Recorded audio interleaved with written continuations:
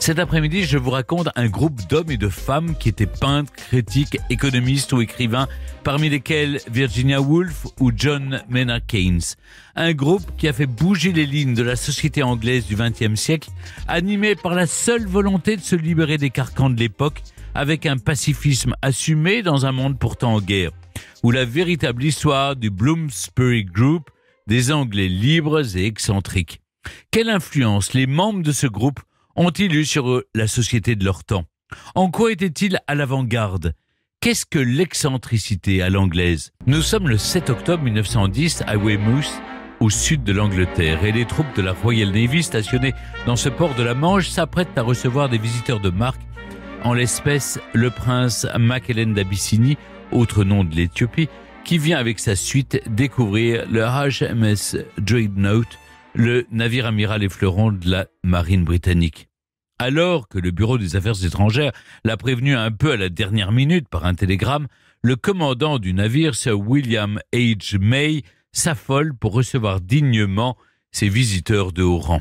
Aussi, on court partout à la recherche d'un drapeau d'Abyssinie qui fait malheureusement défaut, avant de se replier faute de mieux sur celui de Zanzibar, ce qui passe pour être à peu près la même chose. C'est aussi d'ailleurs l'hymne de Zanzibar que joue la fanfare militaire pendant qu'une haie d'honneur accueille la prestigieuse délégation tout juste arrivée de Londres par un train spécial. Ils sont 4 à s'avancer sur la passerelle, leurs turbans rehaussés de bijoux, les corps drapés de soie précieuse qui retombent sur leurs cocasses chaussures pointues. 2 officiers britanniques les accompagnent. La visite dure une petite heure, de la salle des turbines aux tourelles d'artillerie, des compartiments étanches au logement des officiers. Excepté un invité peut-être impressionné qui reste silencieux, les étrangers marquent leur ébahissement par des interjections dans une langue aussi étrange qu'incompréhensible, mais fort heureusement traduite par l'un de leurs accompagnateurs. Puis, on partage gaiement un thé et on s'échange des médailles militaires avant que le prince Mac-Hélène et ses amis ne repartent. Une fois arrivés en gare de Paddington à Londres, les invités éthiopiens ne se rendent pas dans quelques ministères ou palais officiels, mais s'engagent sur Marylebone Road jusqu'au quartier résidentiel de Bloomsbury, puis pénètrent dans la maison du 46 Gordon Square. Là, dans le salon, ils ôtent leurs turbans et étoffes et, dans un éclat de rire général, ils se débarbouillent du maquillage noir qui couvre leur visage. Car oui, ils ne sont ni abyssiniens ni étrangers, mais bien londoniens. Ils se prénomment Adrian, Duncan, Anthony et même Virginia, qui était restée silencieuse pour que sa voix ne la trahisse pas, et sont particulièrement hilars d'avoir si facilement réussi leur canular. Horace de Vercole, qui en avait eu l'idée, envoie une photo et une lettre au journal Daily Mirror.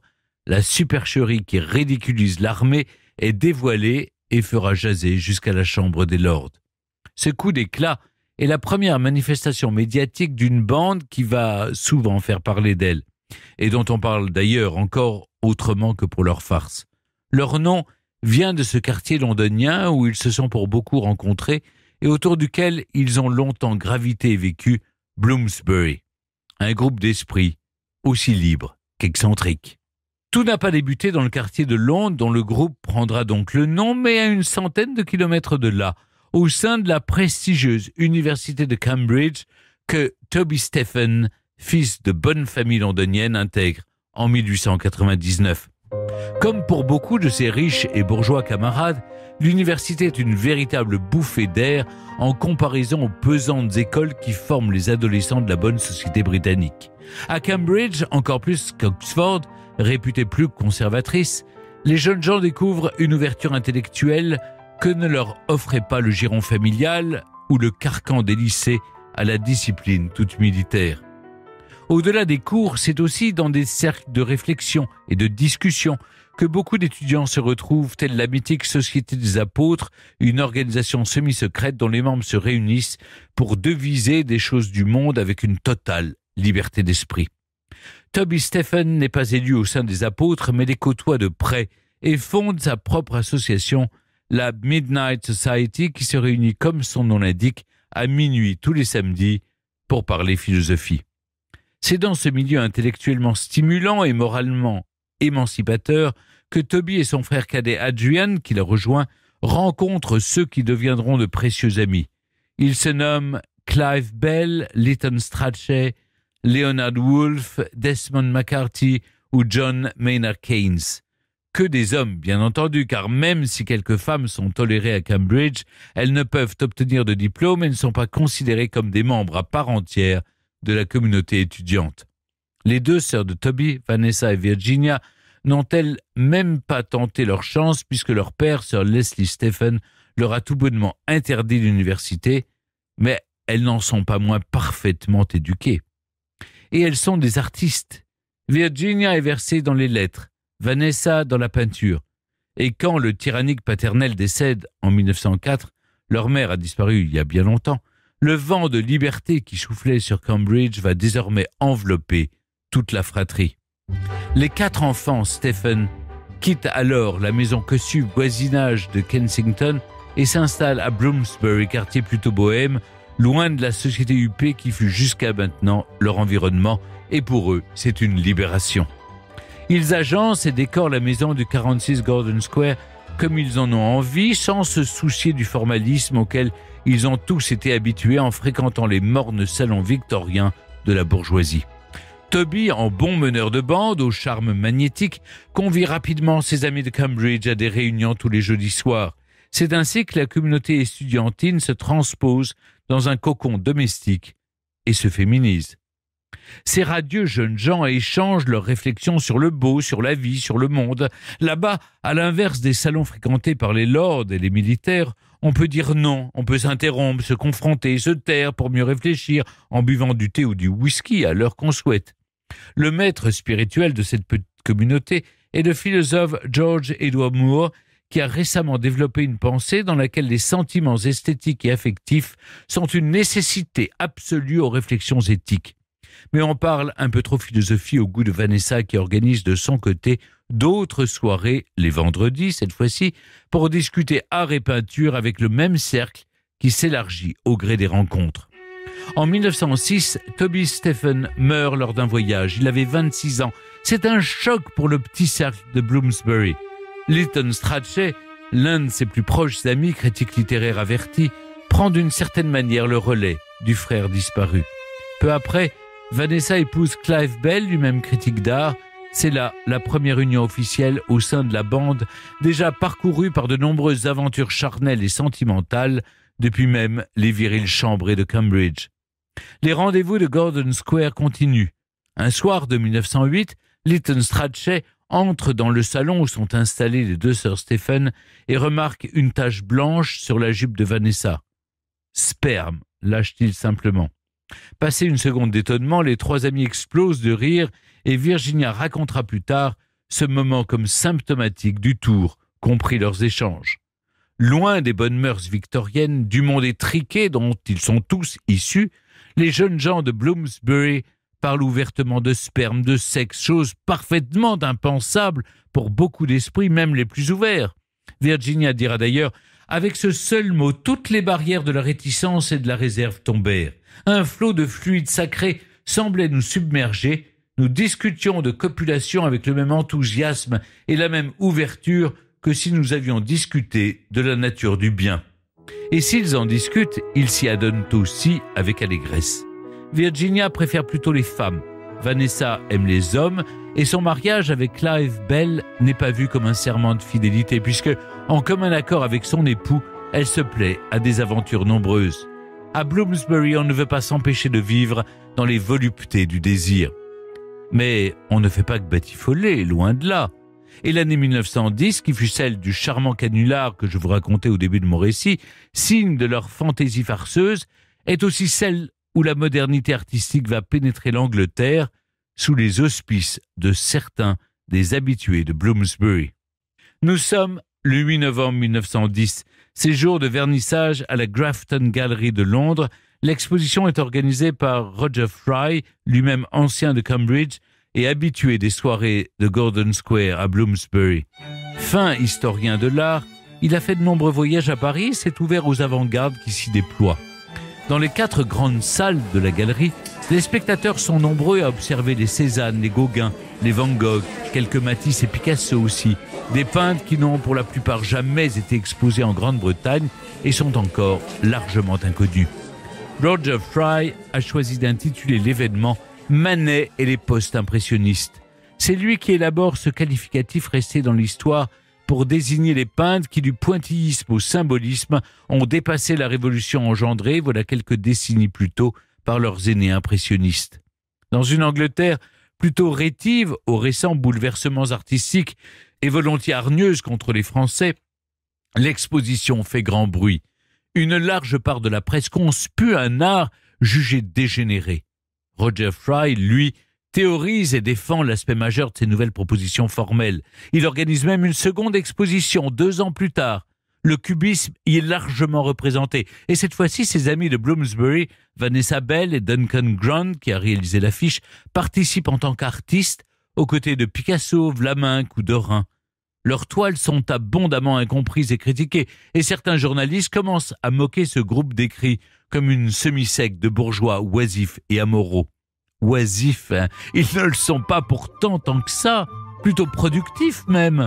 Vanessa Bell, Duncan Grant et Roger Fry créent en 1913 les ateliers Omega. Au 33 Fitzroy Square, toujours dans le quartier de Bloomsbury, l'immeuble est à la fois une boutique, une galerie, un atelier de création et un lieu de spectacle.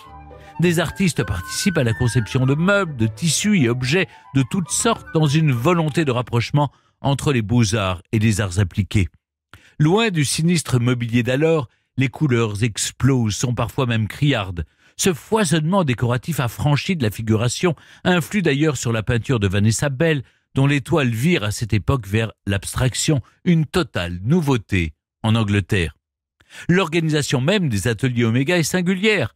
La participation de chacun demeure anonyme. Tous les objets sont signés collectivement de la seule lettre grecque Oméga. En échange, on reçoit un petit salaire. L'idée est d'assurer un revenu aux artistes afin qu'ils puissent s'adonner à leurs propres pratiques, quand bien même pour ceux de Bloomsbury, pour la plupart héritiers, le travail n'est pas toujours une nécessité. Ce modèle commercial original leur a peut-être été suggéré par l'un des amis des membres du groupe, John Maynard Keynes, lui aussi ancien de Cambridge, un temps locataire dans la maison de Gordon Square. Il est économiste et développe une pensée originale qui sera amenée à rayonner sur le XXe siècle. Entre-temps, Virginia a pris le nom sous lequel elle deviendra célèbre. Elle s'est mariée en 1912 avec Leonard Woolf, ami de feu son frère Toby à Cambridge. Une union qui scelle certainement plus une émulation intellectuelle que la réelle volonté de fonder un foyer. La conscience politique de Léonard, aiguisée notamment par un long séjour à Ceylan, l'actuel Sri Lanka, dont il ramènera un roman anti-impérialiste, nourrit certainement l'imaginaire créatif de Virginia, qui, après avoir publié des textes dans le supplément littéraire du Times, fait paraître un premier roman en 1915, La traversée des apparences, l'histoire du passage d'une jeune femme à l'âge adulte sur fond de satire sociale. Les époux Woolf s'installent au 29 Fitzroy Square, puisque tout ce petit monde vit dans un mouchoir de poche. Et c'est dans leur propre salon qu'ils installent en 1917 une presse à imprimer pour donner naissance aux éditions Hogarth du nom de leur maison. Leur première publication, Two Stories, comprend un texte de Virginia et un de Léonard. Le couple publiera ensuite beaucoup d'ouvrages novateurs en Angleterre, de la littérature russe notamment, et éditera bien sûr leurs amis. On compte, entre autres, des textes sur l'art de Clive Bell ou Roger Fry, des romans de Vita Sackville-West, qui sera plus tard le grand amour de Virginia, ou des ouvrages économiques de Keynes. De la finance à la peinture, de la critique littéraire au roman, il n'y a pas vraiment d'homogénéité des pratiques et des productions dans le groupe de Bloomsbury. Et personne n'aurait idée d'en revendiquer une. Il n'y a d'ailleurs pas vraiment un groupe, mais plutôt une constellation de personnages, de relations qui se croisent. Il y a les amours, les amitiés, les mondanités intellectuelles aussi, notamment dans le salon londonien ou la résidence de campagne de Lady Ottoline Morrell, une mécène fantasque, elle-même peintre à l'occasion et épouse d'un député libéral. Certains à Bloomsbury sont clairement politisés, comme Leonard Woolf, actif au sein du Parti travailliste et de la Fabian Society, cercle de réflexion progressiste. D'autres regardent le monde de loin. Mais tous ont en commun de tenter de vivre comme ils l'entendent, loin de tout carcan social et avec comme principale velléité morale et politique celle de la paix, d'autant plus, comme vous allez le voir, dans un monde en guerre. Le début de la Première Guerre mondiale en 1914 n'a pas en Angleterre les mêmes conséquences que sur le continent. Le conflit est d'abord lointain et ce n'est qu'en 1916 que la conscription devient obligatoire. Si Leonard Woolf et Lytton Strachey sont deux fils réformés, beaucoup de ceux qui composent le groupe de Bloomsbury, profondément pacifistes, veulent échapper à la mobilisation. Ils se déclarent alors objecteurs de conscience, statut que la Grande-Bretagne accorde en échange d'un service à la nation, en l'occurrence le travail agricole. Clive Bell se fait embaucher au domaine de campagne de Lady Ottoline Morrell, dans le Sussex, où passe aussi Lytton Strachey. Non loin de là, Vanessa Bell s'installe quant à elle dans une ancienne ferme particulièrement bucolique nommée Charleston House. C'est donc là que certains vont passer la guerre pour travailler au champ. Et à Charlton comme à Bloomsbury, on vit comme on l'entend. Si son mari passe parfois, Vanessa vit surtout avec leurs deux enfants, Julian et Quentin, et aussi avec Duncan Grant, son ami et amant, lui-même accompagné de son propre amant, David Garnett. C'est aussi dans cette maison que naît Angelica, le troisième enfant du couple Bell en 1918. Si elle est enregistrée sous ce nom à l'état civil, elle est en réalité la fille de Duncan. Ce qu'elle ne découvrira que 20 ans plus tard, au moment d'épouser David Garnett, l'ancien amant de son père biologique donc. C'est un sac de nœuds qui témoigne autant de la volonté de faire voler en éclats toute forme de cadres moraux et familiaux que d'une déconcertante légèreté, dans la mesure où personne n'a pensé ce que de telles excentricités, de tels mensonges pourraient susciter chez la jeune Angelica. Et elle va en pâtir évidemment. C'est aussi dans la maison de Charleston que s'installe un temps John Maynard Keynes, lui-même ancien amant de Duncan Grant.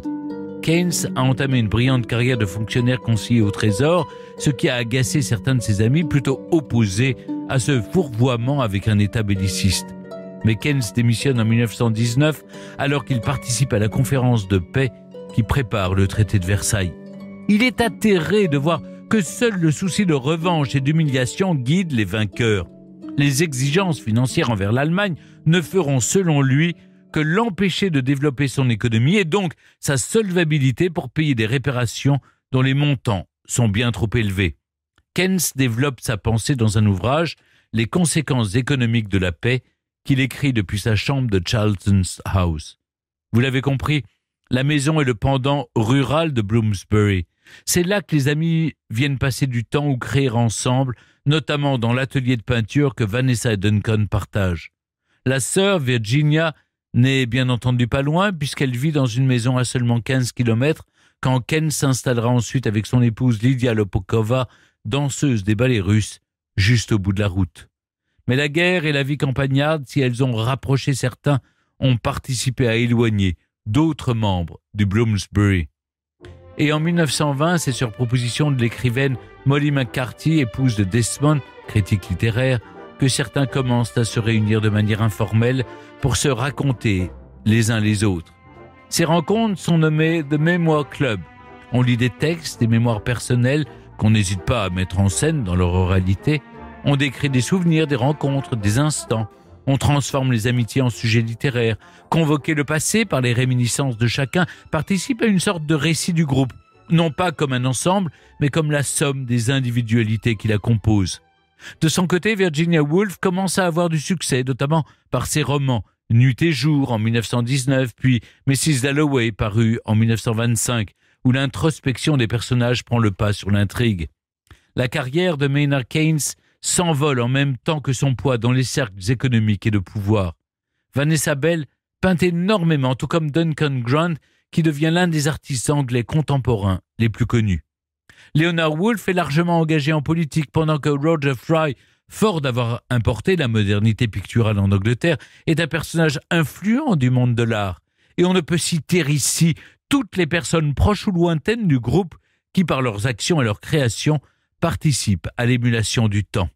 C'est cette multiplicité, cet aspect protéiforme qui fait à l'époque, et plus encore à la nôtre, deviser beaucoup de commentateurs sur la réalité constitutive du groupe.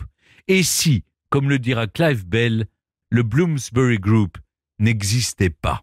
Oui, comme il n'y a pas grand-chose pour tenter de saisir ce que serait Bloomsbury en tant que groupe. Pas de manifeste, pas d'événements communs autres que des rencontres informelles, pas de ligne politique, pas de but précis, si ce n'est celui d'assouvir une certaine soif de vivre librement et de créer, indépendamment des codes de l'époque, dont on rappelle qu'ils étaient particulièrement rigides et bornés. Le groupe de Bloomsbury se retrouve plus dans une sensibilité commune que dans une quelconque construction théorique, même si les membres défendent, chacun leur façon, le modernisme, l'émancipation morale, le pacifisme et une certaine vision hédoniste du monde. D'aucuns leur reprocheront un aspect totalement hors sol et les visées vaguement socialistes de ces jeunes gens bien nés, pour beaucoup héritiers ou rentiers, qui ont le loisir de créer. Le groupe de Bloomsbury n'a pas de début et pas de fin. Il s'est créé de lui-même sans le vouloir et s'éteint aussi de lui-même au gré des amitiés distendues ou des décès. D'abord, dans les années 30 avec Lytton Strachey et Roger Fry, puis avec le suicide de Virginia Woolf qui met fin à ses jours, craignant de sombrer dans la folie qui la guette depuis trop longtemps. Un mythe s'écrit ensuite, plus en Angleterre qu'en France, où, excepté Virginia Woolf et John Maynard Keynes, dont on a appris les théories en cours d'économie, la plupart des membres du Bloomsbury Group demeurent relativement inconnus. Ils ont pourtant chacun, sans forcément se revendiquer d'une pensée collective, nourri un creuset intellectuel qui a rendu possible l'émergence d'une certaine forme de modernité, quel qu'en soit le domaine. Plus tard, à partir des années 60 et 70, c'est aussi l'aspect licencieux d'un groupe d'amis où beaucoup couchent les uns avec les autres qui fera parler. Au-delà de l'aspect grivois et croustillant, ces libertés sexuelles symbolisent aussi un monde transgressif qui se crée ses propres règles, ce qui est peut-être le plus important. Et derrière l'image de bourgeois paresseux à la cuisse légère, peut-être furent-ils, ainsi que l'a écrit Virginia Woolf, à qui je laisse le mot de la fin, juste, sauvage, étrange, innocent, naturel, excentrique et industrieux, plus qu'on ne saurait le dire. Europe 1, historiquement vôtre. Thierry Couder, merci d'être toujours avec nous sur Europe 1. Sauvage, étrange, innocent, naturel, excentrique et industrieux, plus qu'on ne saurait le dire. Est-ce que vous êtes d'accord avec Virginia Woolf? Quels sont peut-être les autres adjectifs que vous auriez pu choisir pour qualifier les membres du Bloomsbury Group? Tous ces adjectifs sont assez bien vus.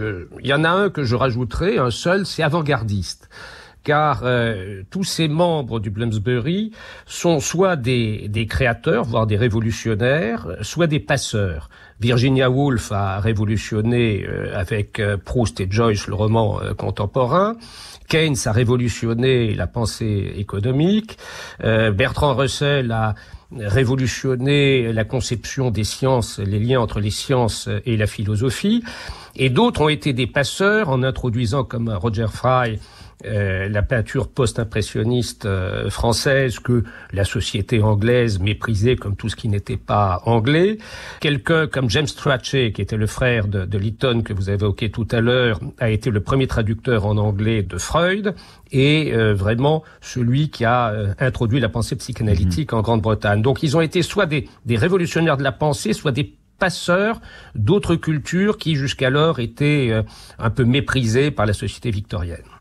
Thierry Couder, vous publiez Anglais excentriques aux éditions Talendier. Dans ce livre, vous consacrez un long chapitre aux excentriques de Bloomsbury Group qui rassemblaient des personnalités à l'avant-garde dans un certain nombre de domaines, l'art, la littérature, la psychanalyse, l'économie. Vous évoquez chez ces membres un certain rejet du victorianisme parental. En quoi la société post-victorienne est-elle propice justement à ce développement de l'excentricité? C'était une sorte de, j'allais dire, de retour de bâton, de contre-coup?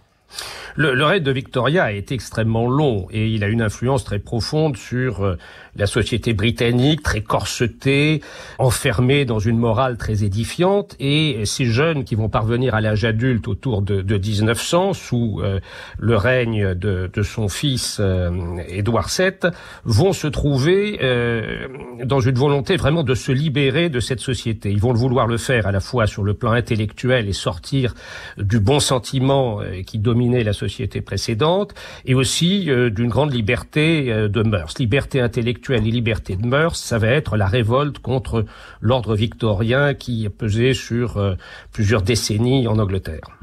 À l'origine du Bloomsbury Group, je l'ai raconté, il y a la rencontre de plusieurs étudiants à Cambridge qui se retrouveront plus tard au domicile de la fratrie Stephen dans le quartier londonien de Bloomsbury. Qu'est-ce qui, pour vous, lie tous ces membres du groupe? C'est quoi le lien? Alors, c'est d'abord des liens d'amitié autour du frère aîné, Toby, qui disparaîtra rapidement. C'est ensuite des liens souvent d'amitié amoureuse, car comme vous l'avez souligné tout à l'heure, un certain nombre ont eu des relations amoureuses, voire sexuelles, un petit peu dans tous les sens.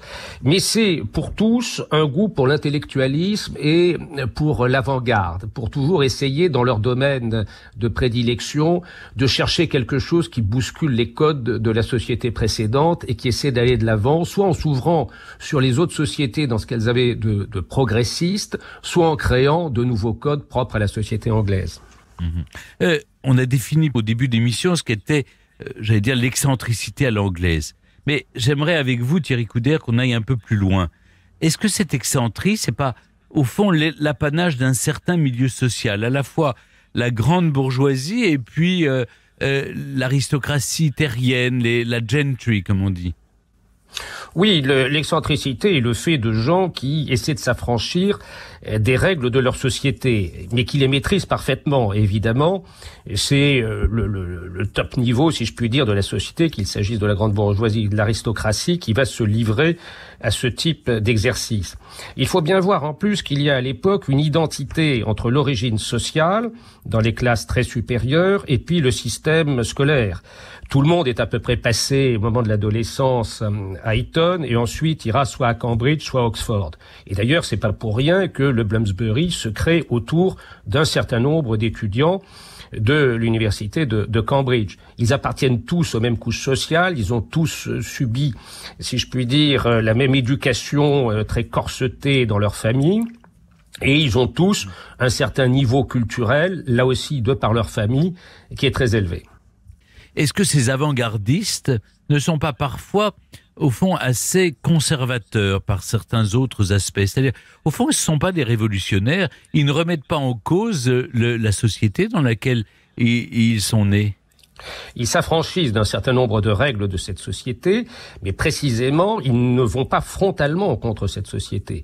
Ils sont souvent, et c'est le cas de à peu près tous les membres du Bloomsbury, très conscients de leur rang social, de leurs privilèges de classe, et cultivent tous à des degrés divers, mais tous, en tout cas, un snobisme d'assez bonne aloi dans la bonne société britannique. Même s'ils ont une conscience beaucoup plus aiguë que leurs contemporains de la question sociale, qui est une question absolument permanente au 19e et au début du 20e siècle dans la société britannique, avec toute une partie de la population qui vit dans une extrême pauvreté.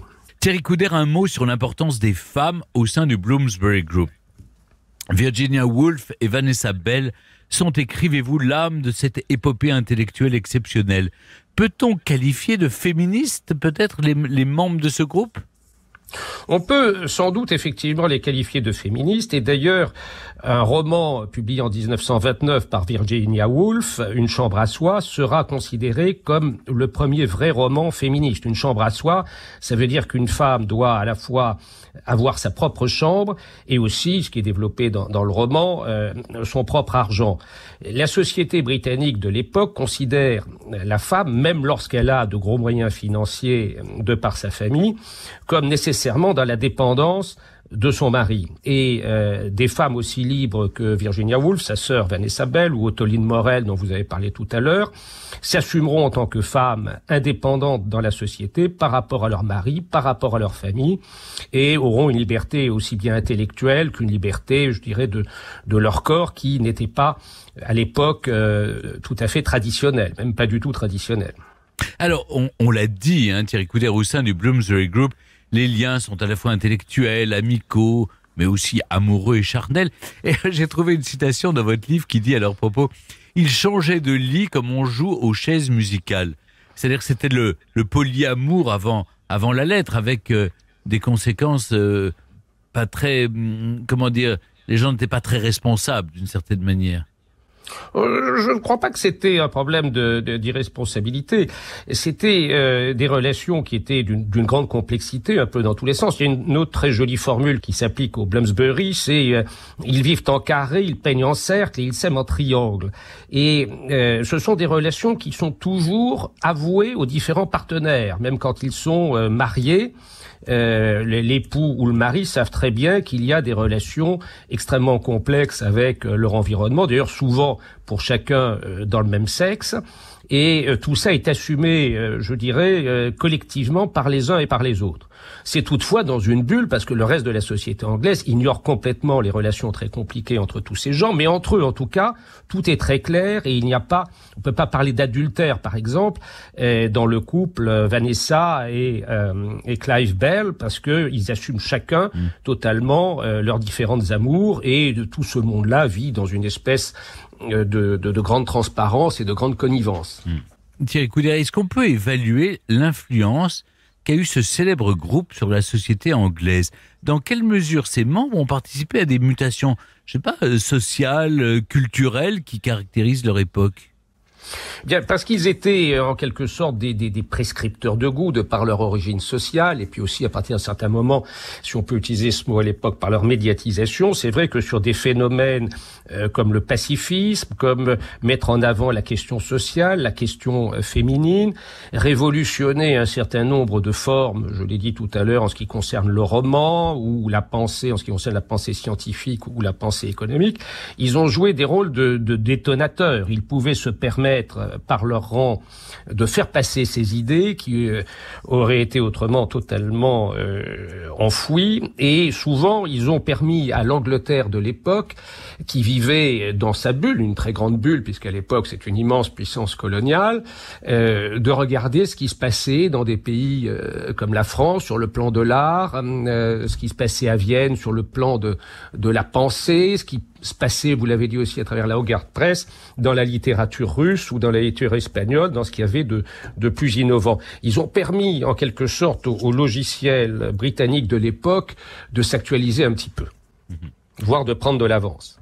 Ce groupe comptait donc Virginia Woolf, femme de lettres, Vanessa Bell, peintre, John Maynard Keynes, économiste, James Strachey, psychanaliste, le frère de Lytton Strachey, critique d'art, et bien d'autres.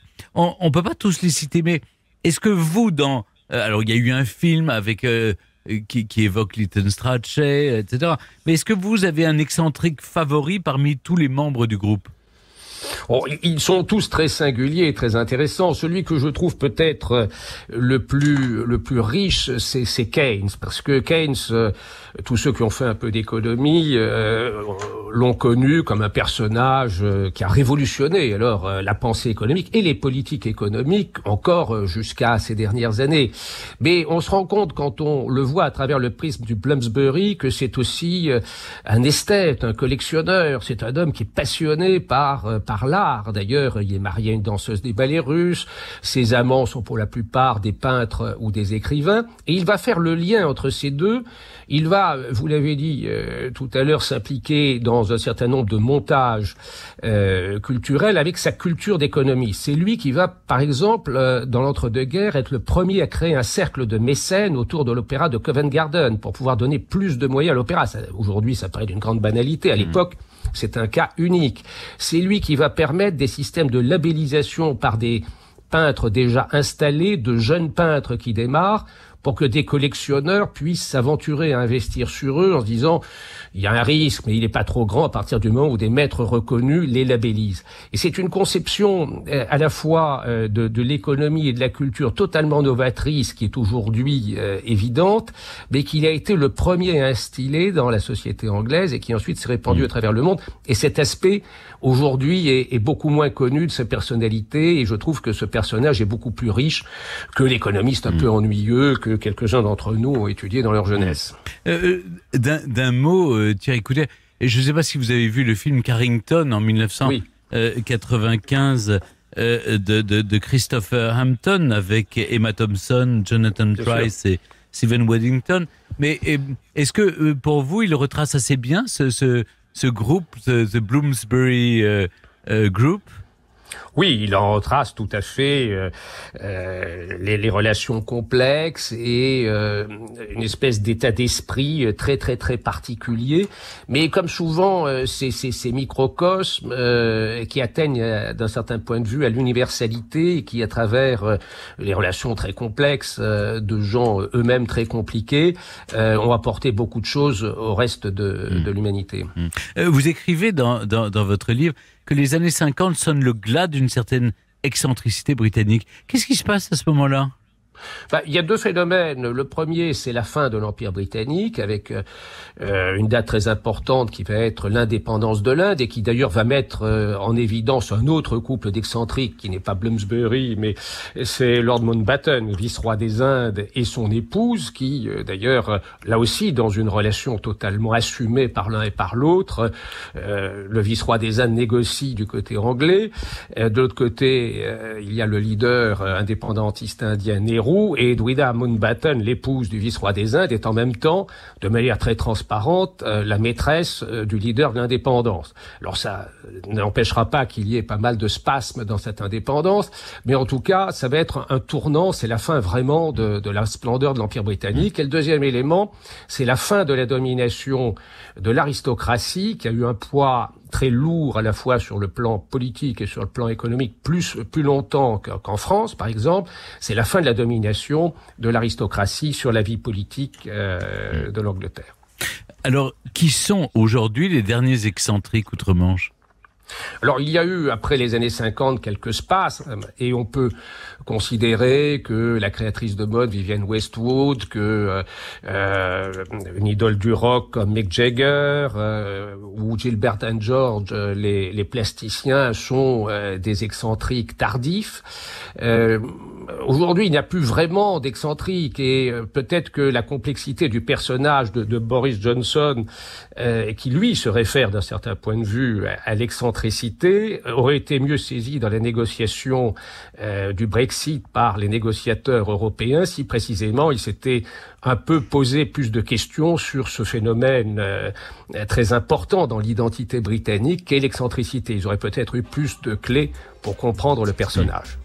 Eh bien, merci beaucoup Thierry Coudert de nous avoir accompagnés cet après-midi dans Historiquement Vôtre pour retracer la véritable histoire du Bloomsbury Group, des Anglais libres et excentriques. Et je rappelle que votre livre, Anglais excentriques, est disponible aux éditions Talendier. Historiquement Vôtre sur Europe 1 et en podcast sur europe1.fr.